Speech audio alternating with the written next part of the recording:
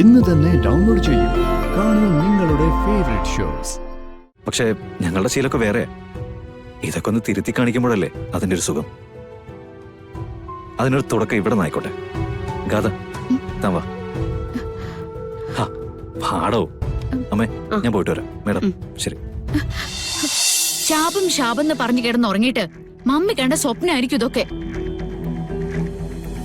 ഓ, വേറൊന്നും കിട്ടിയില്ലേ മമ്മിക്ക് ഈ ദിവ്യശക്തി അവൾക്ക് പതിച്ചു കൊടുക്കാൻ? ഗാഥ മോളെ, ഞാൻ പറഞ്ഞ സത്യമാണ്. സത്യമോ നുണയോ അതൊന്നും എനിക്കറിയേണ്ട കാര്യമില്ല. മമ്മി എത്രയും പെട്ടെന്ന് അവൾ അവിടെ നിന്ന് ഇറക്കിയിട്ട് എന്നെ ആ വീട്ടിലേക്ക് കയറ്റാനുള്ള ഏർപ്പാടുകൾ നോക്ക്. അത് പെട്ടെന്ന് പറ്റില്ല. ശാപം ഇപ്പോഴും ഈ കുടുംബത്തിൽ നിന്ന് പൂർണ്ണമായിട്ട് ഒഴിഞ്ഞിട്ടില്ല, അത്ര തന്നെ. ഞാനേ വന്നിട്ട് നമുക്കെല്ലാം നേരിട്ട് സംസാരിക്കാം. ഞാൻ ഇവിടുന്ന് ഇപ്പൊ ഇറങ്ങുക. മമ്മി, ഇതൊന്നും പറഞ്ഞ പറ്റില്ല. ഇനി എന്നെ കൊണ്ട് ക്ഷമിക്കാനാവില്ല. പറഞ്ഞ് എന്നെ പറ്റിക്കാണ് mummy. Gatha, mind your words. ഇന്നലെ ഇതേ കാര്യം പറഞ്ഞ് നീ എന്നെ സംശയിച്ചു. ആ സംശയം മാറാൻ വേണ്ടിയിട്ടാണ് ഞാൻ ഈ കുടുംബത്തിൽ വന്ന് കാവല് കടന്നത്. എന്നെ ഇവര് ബഹുമാനത്തോടെ സ്വീകരിച്ചു. പക്ഷെ ഇവിടെയുള്ളവരുടെ മനസ്സില് അതത്ര നല്ല കാര്യമായിട്ടിരിക്കുവോ? എന്നിട്ട് അതുപോലെ സഹിച്ചില്ലേ ഞാൻ നിനക്ക് വേണ്ടിട്ട്?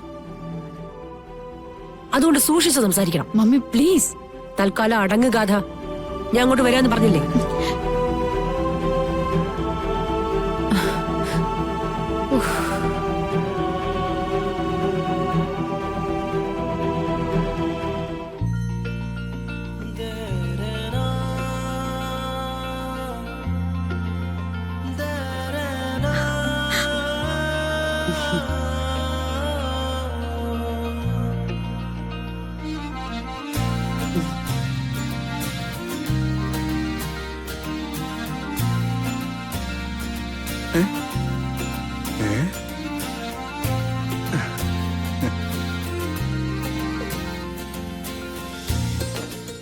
എന്താ മാണിക്കുഞ്ഞെ, എന്താ നീ ഇത്ര അതിശയത്തോടെ നോക്കുന്നത്?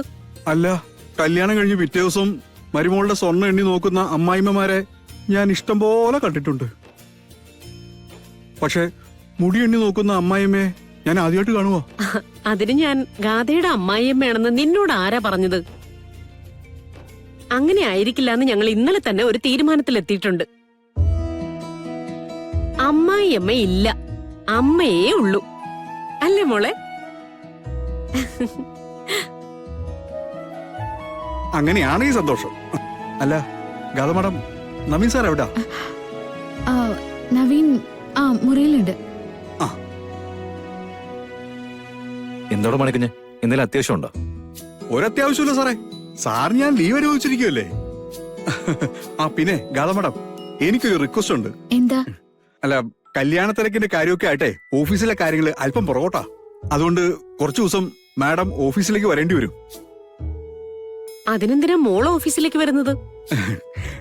മാഡം ഓഫീസിലുണ്ടെങ്കിലേ സാർ അവിടെ തന്നെ ഉണ്ടാവുമെന്ന് എനിക്ക് ഉറപ്പിക്കാവല്ലോ. എങ്ങും പോവില്ലല്ലോ. എടോ മാണിക്കുഞ്ഞെ. Sorry sir. അമ്മേ, ഞാൻ ഗാഥയും കൊണ്ടൊന്ന് പുറത്തേക്ക് പോവാ. എങ്ങോട്ടാ? ചുമ്മാ ഒന്ന് പുറത്തേക്ക് ചുറ്റാൻ. ഗാഥ നല്ല ടെൻഷനിലല്ലേ, അതൊന്ന് മാറ്റിയെടുക്കുകയും ചെയ്യാം. അത് ഉഗ്രൻ ഐഡിയ സാറേ. എന്നാ പിന്നെ സാറിന്റെയും മാഡത്തിന്റെയും ബാഗ് എടുത്തിട്ട് ഞാൻ വണ്ടിയിലോട്ട് വെക്കട്ടെ? അതെന്തിനാടോ? അത് വഴിക്ക് അങ്ങ് ഹണിമൂണിന് പൊക്കോ സാറേ. കുറച്ചു ദിവസം കഴിഞ്ഞ് വന്നാ മതിയെന്നേ. അയ്യോ, അതൊന്നും വേണ്ട. എടോ, താൻ പേടിച്ചു പോയോ? എടോ, ഈ വിഡ്ഢിത്തം പറയാന്നുള്ളത് അവകാശമായി വാങ്ങിച്ചെടുത്തിരിക്കുന്ന ആളാണ് നമ്മുടെ മാണിക്കുഞ്ഞ്. അതുകൊണ്ട് അയാള് പറയുന്നത് കേട്ട് വെറുതെ ടെൻഷൻ ആവണ്ട. എടോ, നമുക്ക് വെറുതെ ഒന്ന് ചുറ്റിക്കറങ്ങിട്ട് വരാം. എന്നാ പിന്നെ ചെല്ലുമോളെ. മനസ്സൊന്ന് ശാന്തമായിട്ട് തിരിച്ചു വന്നാ മതി. ഇല്ല, എനിക്ക്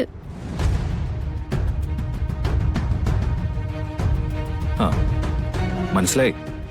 പുറത്തു പോകണമെങ്കിലും മമ്മിയുടെ അനുവാദം ചോദിക്കണം, അത്രയല്ലേ ഉള്ളൂ. ഞാൻ തന്നെ അങ്ങ് ചോദിച്ചേക്കാം. മേഡം, ഞാൻ ഗാഥയോട്ടൊന്ന് പുറത്തു പോയിക്കോട്ടെ? ഇപ്പത്തെ അവസ്ഥയില് മേഡത്തോട് ചോദിക്കാതെ ഗാഥ പുറത്തിറങ്ങില്ലല്ലോ. അതുകൊണ്ട് മേഡത്തിന്റെ അനുവാദം ഉണ്ടല്ലോ അല്ലേ?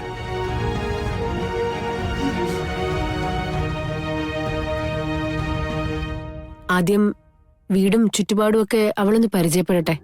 എന്നിട്ട് പോരെ നവീൻ നാട് കാണിക്കലൊക്കെ? ഇതാണ് നിങ്ങളുടെയൊക്കെ കുഴപ്പം. പരമ്പരാഗതമായിട്ട് കുറെ ആചാരങ്ങളുണ്ട്, അതിലങ്ങ് തൂങ്ങി പിടിച്ച് കിടക്കും. പക്ഷേ ഞങ്ങളുടെ ശീലമൊക്കെ വേറെ. ഇതൊക്കെ ഒന്ന് തിരുത്തി കാണിക്കുമ്പോഴല്ലേ അതിന്റെ ഒരു സുഖം. അതിനൊരു തുടക്കം ഇവിടെ നിന്നായിക്കോട്ടെ. ഗാഥ താൻ വാ.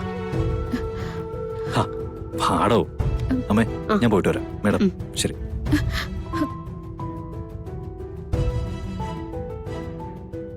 അവരിപ്പൊ തന്നെ വരും സിത്താരെ.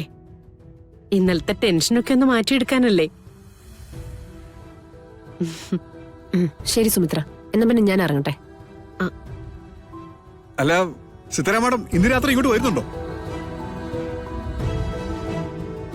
മാണിക്കുഞ്ഞേ, നിന്നെ ഇപ്പൊ എപ്പോഴും ശാസിക്കേണ്ട അവസ്ഥയായെന്നാ തോന്നുന്നേ. വേണ്ടമ്മേ സിത്താര മാഡം, സോറി.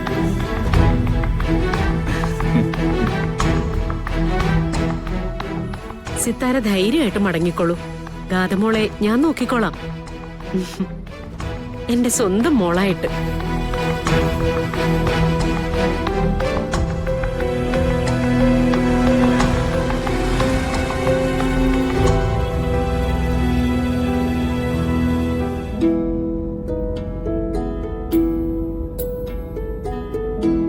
ഗാഥ,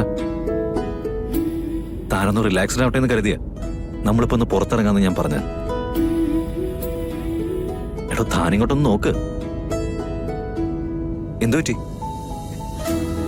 ഇന്നലത്തെ കാര്യം ആലോചിച്ചിട്ടാണെങ്കിൽ ഞാനത് വലിയ കാര്യമാക്കിയിട്ടില്ല. ഭാഗ്യത്തിന് അപ്പൊ തന്നെ തന്റെ മമ്മി വന്നല്ലോ. മമ്മിയോട് സംസാരിച്ച താൻ ഓക്കെ ആവുമെന്ന് എനിക്കറിയാം. പിന്നെ വേറെ എന്തെങ്കിലും പ്രശ്നമുണ്ടോ തനിക്ക്? ഒന്നുമില്ല. ഇപ്പൊ തന്റെ ഇരിപ്പ് കണ്ടു കഴിഞ്ഞാൽ എന്താ തോന്നിയെന്നറിയോ? ഒട്ടും പരിചയമില്ലാത്ത ഒരാളുടെ വണ്ടിയിൽ അപ്രതീക്ഷിതമായിട്ട് കയറിയ പോലെ.